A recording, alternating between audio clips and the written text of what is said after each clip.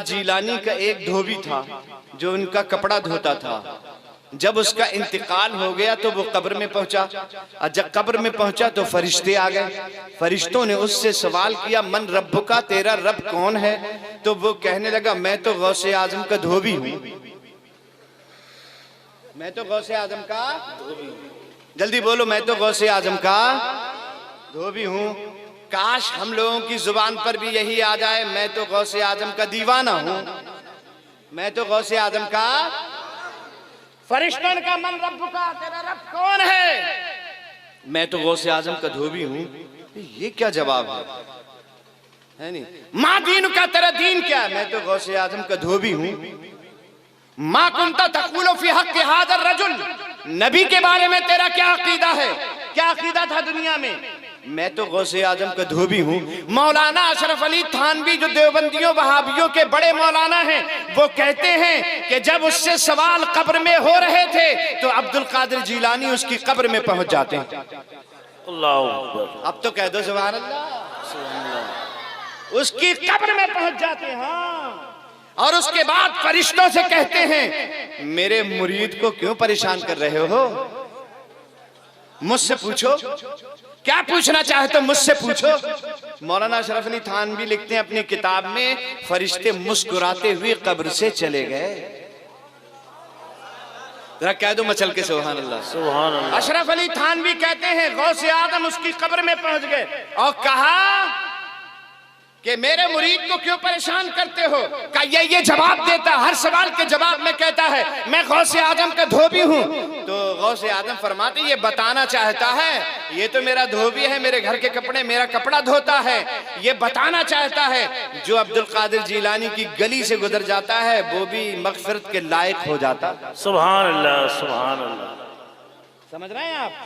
अब सुनिए, जरा जागते हुए सुनिए और बड़ी तेजी के साथ सुनिए और मचल के कह दीजिए सुभान अल्लाह, सुभान अल्लाह। हुजूर गौसे आजम रज़ियल्लाहु तआला अन्हु का विसाल हो गया, क्योंकि जब तक ये हयात रहते हैं बुजुर्ग अपना तसर्रुफ दिखाते रहते हैं, और जब दुनिया से चले जाते हैं तब भी तसर्रुफात इनके कायम रहते हैं, रूहानी तसर्रुफात फिर भी बरकरार रहते हैं। जब हुजूर गौसे आजम का विसाल हो गया तो विसाल के बाद खुरासान के एक बुजुर्ग ने हुजूर गौसे आजम को ख्वाब में देखा। काय में देखा? ख्वाब में देखा खुरासान के बुजुर्ग ने। और जैसी गौसे आजम ख्वाब में नजर आए, खुरासान के बुजुर्ग बोले, अस्सलाम अलैकुम या अब्दुल कादिर जीलानी। गौसे आजम ने फरमाया, वालेकुम अस्सलाम या खुरासानी।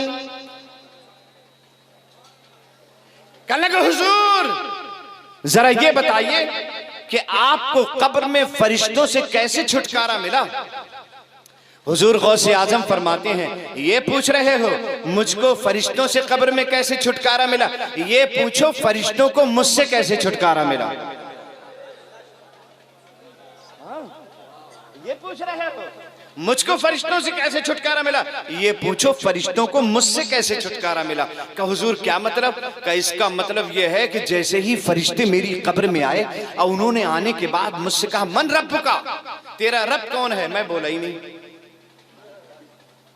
अब्दुल कादिर मन रब का, हम आप ही से पूछ रहे हैं आपका रब कौन है?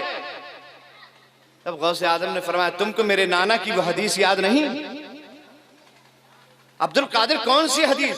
का तुमको मेरे नाना की वो हदीस याद नहीं? मेरे नाना ने इरशाद फरमाया था, एक मोमिन जब दूसरे मोमिन से मुलाकात करे तो पहले सलाम करे। बताओ तुमने मुझसे सलाम क्यों नहीं किया? अब तो कह दो सुभान अल्लाह। बताओ तुमने मुझसे पहले सलाम क्यों नहीं किया? जैसे फरिश्तों ने सुना तो फरिश्तों ने कहा, अस्सलाम अलैकुम या अब्दुल कादिर जीलानी। वालेकुम अस्सलाम।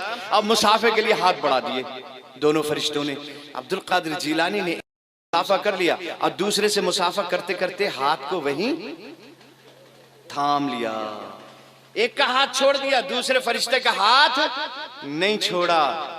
का एक सवाल का जवाब अब आप दीजिए मुझे। का अब्दुल कादिर कैसा सवाल? का ये बताइए जब मेरे रब ने फरमाया था इन्नी जाइलुन फिल अर्दे खलीफा, मैं जमीन में अपना नाइब उतारने वाला हूँ, जमीन में अपना खलीफा भेजने वाला हूँ, तब तुमने ये क्यों कहा था? कालू अतजअलु फीहा मैं यफसुदु फीहा व यस्फिकु दिमा, ये तुमने क्यों कहा था या अल्लाह तू ऐसे को खलीफा बनाएगा जो जमीन में जाने के बाद फसाद करेगा, झगड़ा करेगा, खूरेजियां करेगा, ये तुमने क्यों कहा था? अब्दुल कादिर जिलानी, इसका जवाब तो हमें नहीं पता, इसका जवाब हम अपने बड़ों से पूछ के बता पाएंगे, मशवरा करके बता पाएंगे। हुजूर गौसे आदम ने फरमाया ठीक है जाओ मशवरा करो।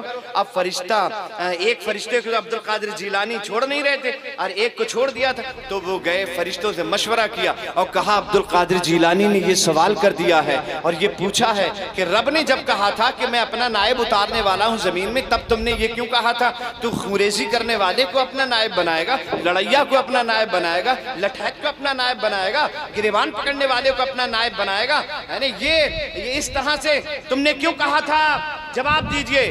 तो फरिश्तों ने मशवरतन कहा कि जाओ अब्दुल कादिर जिलानी से ये कह देना वो हमारी इज्तिहादी खता थी, वो हमारा इज्तिहाद था। अब्दुल कादिर जिलानी से फरिश्ते ने आकर कहा वो बड़ों का मशवरा है, वो हमारी इज्तिहादी खता थी। गौसे आजम फरमाते हैं इज्तिहादी ही सही थी तो खता, जरा ये तो देख लेते बारगाह कितनी बड़ी थी। जैसे ये गौसे आजम ने कहा बारगाह कितनी बड़ी थी, बारगाह कितनी बड़ी थी। गौसे आजम रज़ी अल्लाह तआला अन्हु ने जब ये कहा कि बारगाह तो देख लेते, फरिश्ते कहने लगे या अल्लाह अब्दुल कादिर से छुटकारा दिलवा दे।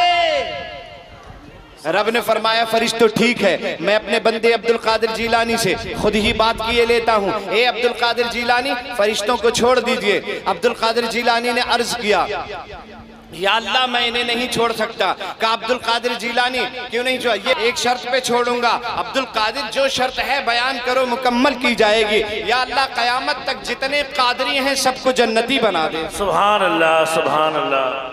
रब ने फरमाया ए अब्दुल कादिर जिलानी, सिर्फ कादरी ही नहीं, सिर्फ आपका मुरीदी ही नहीं, सिर्फ आपके सिलसिले वाला ही नहीं, सिर्फ आपके नाम पे 11वीं की देगे पकाने वाला ही नहीं, सिर्फ आपके नाम पे जुलूस निकालने वाला ही नहीं। ए अब्दुल कादिर जिलानी, जिंदगी में एक मर्तबा अगर काफिर भी आपका नाम ले लेगा तो मरने से पहले हम उसे तौबा की तौफीक अता फरमा देंगे। सुभान अल्लाह, सुभान अल्लाह।